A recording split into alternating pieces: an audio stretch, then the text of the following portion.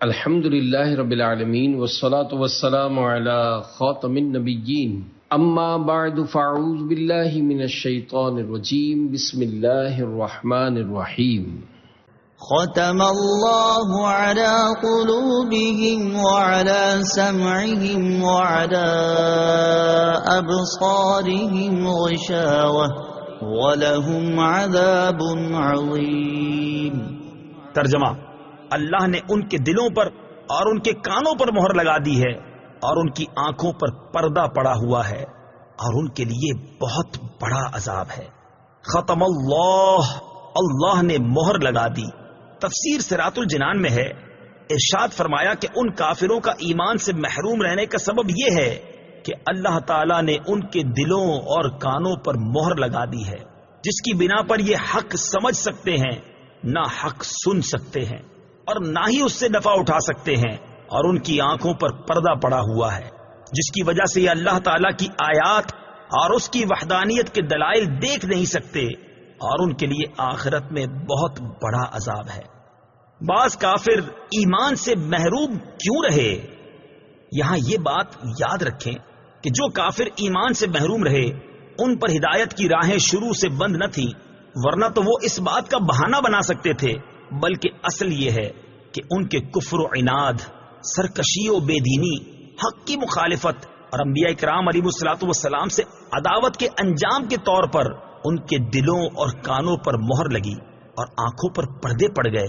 یہ ایسے ہی ہے جیسے کوئی شخص طبیب کی مخالفت کرے اور زہر قاتل کھا لے اور اس کے لیے دوا فائدہ مند نہ رہے اور طبیب کہہ دے کہ اب یہ تندرست نہیں ہو سکتا، تو حقیقت میں اس حال تک پہنچانے میں اس آدمی کی اپنی کرتوتوں کا ہاتھ ہے، نہ کہ طبیب کے کہنے کا، لہذا وہ خود ہی ملامت کا مستحق ہے، طبیب پر اعتراض نہیں کر سکتا۔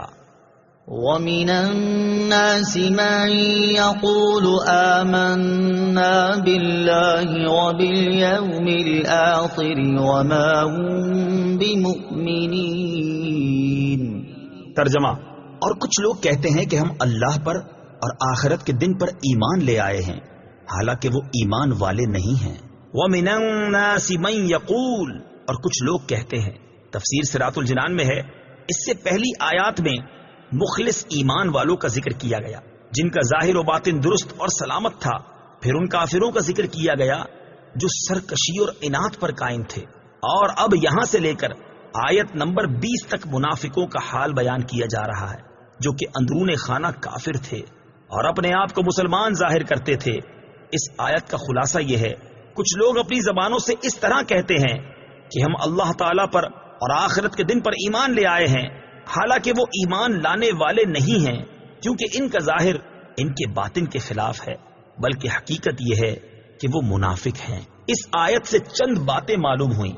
نمبر 1، جب تک دل میں تصدیق نہ ہو اس وقت تک ظاہری اعمال مومن ہونے کے لیے کافی نہیں۔ نمبر 2، جو لوگ ایمان کا دعویٰ کرتے ہیں اور کفر کا اعتقاد رکھتے ہیں سب منافقین ہیں۔ نمبر 3، یہ اسلام اور مسلمانوں کے لیے کھلے کافروں سے زیادہ نقصان دہ ہیں۔ وَمِنَ النَّاسِ، اور کچھ لوگ، تفسیر صراط الجنان میں ہے، منافقوں کو کچھ لوگ کہنے میں اس بات کی طرف اشارہ ہے کہ یہ گروہ بہتر صفات اور انسانی کمالات سے ایسا عاری ہے کہ اس کا ذکر کسی وصف و خوبی کے ساتھ نہیں کیا جاتا، بلکہ یوں کہا جاتا ہے کہ کچھ لوگ ہیں۔ اسی لیے انبیاء کرام علیہ الصلوۃ والسلام کو محض انسان یا صرف بشر کے لفظ سے ذکر کرنے میں ان کے فضائل و کمالات کے انکار کا پہلو نکلتا ہے، لہٰذا اس سے اجتناب لازم ہے۔ اگر آپ قرآن پاک مطالعہ کریں تو معلوم ہوگا کہ انبیاء کرام علیہ الصلوۃ والسلام کو صرف بشر کے لفظ سے ذکر کرنا کفار کا طریقہ ہے، جبکہ مسلمان انبیاء کرام علیہ الصلوۃ والسلام کا تذکرہ عظمت و شان سے کرتے ہیں۔ يخادعون الله والذين آمنوا وما يخدعون إلا أنفسهم وما يشعرون۔ ترجمہ: یہ لوگ اللہ کو اور ایمان والوں کو فریب دینا چاہتے ہیں، حالانکہ یہ صرف اپنے آپ کو فریب دے رہے ہیں اور انہیں شعور نہیں۔ یخادعون اللہ، وہ اللہ کو دھوکہ دینا چاہتے ہیں۔ تفسیر صراط الجنان میں ہے، اللہ تعالیٰ اس سے پاک ہے کہ اسے کوئی دھوکہ دے سکے، وہ تمام پوشیدہ باتوں کا جاننے والا ہے۔ یہاں مراد یہ ہے کہ منافقوں کے طرز عمل سے یوں لگتا ہے کہ وہ خدا کو فریب دینا چاہتے ہیں، یا یہ کہ خدا کو فریب دینا یہی ہے کہ وہ رسول اللہ صلی اللہ تعالی علیہ وسلم کو دھوکہ دینا چاہتے ہیں، کیونکہ حضور پر نور صلی اللہ تعالی علیہ وسلم اللہ تعالی کے نائب اور خلیفہ ہیں، اور انہیں دھوکہ دینے کی کوشش گویا خدا کو دھوکہ دینے کی طرح ہے۔ لیکن چونکہ اللہ تعالیٰ نے اپنے حبیب صلی اللہ تعالی علیہ وسلم کو منافقین کے اندرونی کفر پر مطلع فرمایا، تو یوں ان بے دینوں کا فریب نہ خدا پر چلے، نہ رسول پر، اور نہ مومنین پر، بلکہ در حقیقت وہ اپنی جانوں کو فریب دے رہے ہیں، اور یہ ایسے غافل ہیں کہ انہیں اس چیز کا شعور ہی نہیں۔ ظاہر و باطن کا تضاد بہت بڑا عیب ہے۔ اس آیت سے معلوم ہوا کہ ظاہر و باطن کا تضاد بہت بڑا عیب ہے۔ یہ منافقت ایمان کے اندر ہو تو سب سے بدتر ہے، اور اگر عمل میں ہو تو ایمان میں منافقت سے تو کمتر ہے، لیکن فی نفس ہی سخت خبیث ہے۔